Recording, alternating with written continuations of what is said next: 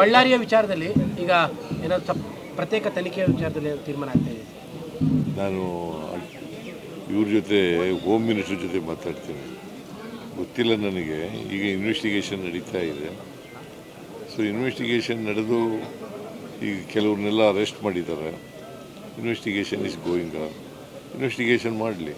ಅಲ್ಲ, ಕುಮಾರಸ್ವಾಮಿ ಅವರು ನಿನ್ನೆ ಯಾಕೆ ಎರಡೆರಡು ಬಾರಿ ಪೋಸ್ಟ್ ಮಾರ್ಟಮ್ ಮಾಡಿದ್ರು, ಏನು ಇದರಿಂದ ಉದ್ದೇಶ, ಇವೆಲ್ಲ ದುರುದ್ದೇಶ ಇದೆ ಅನ್ನುವಂಥದ್ದು ಆರೋಪಗಳನ್ನ ಮಾಡಿದ್ದಾರೆ.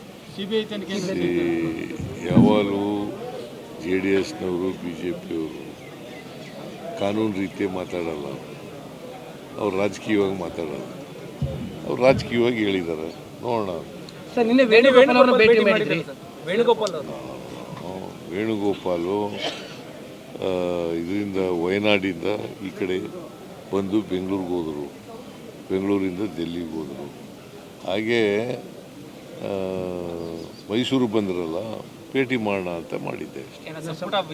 ಪುನರಚನೆ ಏನಾದ್ರು ಮಾತಾಡ್ತೀರಾ ಸರ್ ಡೆಲ್ಲಿಲಿ?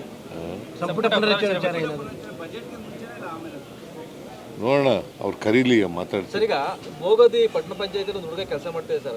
ಕೇರ್ಗಳ್ಳಿಯಲ್ಲಿ ಕಲುಷಿತ ನೀರು ಸೇವನೆ ಮಾಡಿ ಒಂದು ಹುಡುಗ ಸತ್ತೋಯ್ತು. ಅದಕ್ಕೆ ನೀವು ಕೆಲಸ ಕೊಡ್ತೀರಿ ಅಂತ ಟ್ವೀಟ್ ಮಾಡಿ ರಿಲೀವ್ ಮಾಡಬೇಕು ಅಂತೇನೋ ಇದಾಗ್ತಿದೆ. ಇಲ್ಲಿ ಯಾರು ಡಿ ಸಾಲುಂಡಿ ಹುಡುಗ ಸರ್, ಗಮನಕ್ಕೆ ತರ್ತಾ ಇದೀವಿ ವಿಚಾರ. ಹುಡುಗ ನೋಡೋಣ.